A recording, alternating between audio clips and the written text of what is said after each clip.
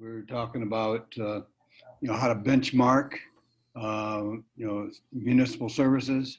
And then there was a question about you know, how could we respond to Flint? Well, let me go through these slides because that kind of addresses that.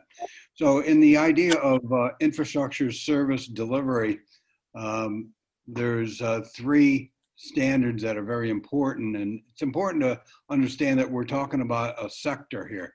So we're talking about the sector of municipal government, various sizes. So let me go through the various, or the three standards and show how they work together. So the next slide goes into the what ISO 55000 is, and a very precise statement here is that the standard addresses three things: activities directly on assets, and then there's strategies to derive value. Very important distinction. And the last one is the coordination to improve behaviors. So with all three of those working, you get the benefit of ISO 55000. The next standard is the one that I was working to develop. It has been passed and it's available. This is where you engage recipients of the services. So you're reaching out to the people who are at the end of the police protection, the water supply, the parks and recreation and such.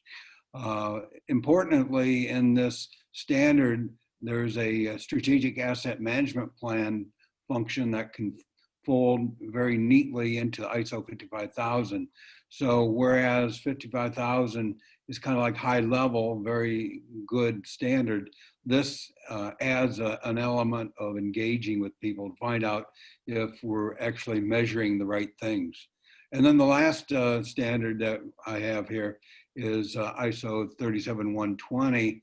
You can see this is about cities and communities and quality of life. There's 144 global cities that are getting certified on this. And it's very important to be able to take some of these benchmarks, put it into the E3210, which is the standard I developed with ASTM to form a system that's addressing a sector of the economy. The next slide goes into exactly how these work. The figure on the left shows an idea of what a circular economy is, but it's really just showing a material flow. So rather than have a linear flow of materials, I like to focus on the right, which is a circular wealth flow. And you can see the authority revenue in the center, the revenue going to asset management and services.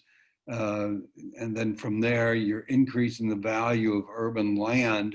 And then down to the B, you have a total land value. So if you wanted to have equity in your provision of infrastructure, you create the infrastructure, maintain it, improve the land value, and then take a percentage of that land value to go into the for the revenue.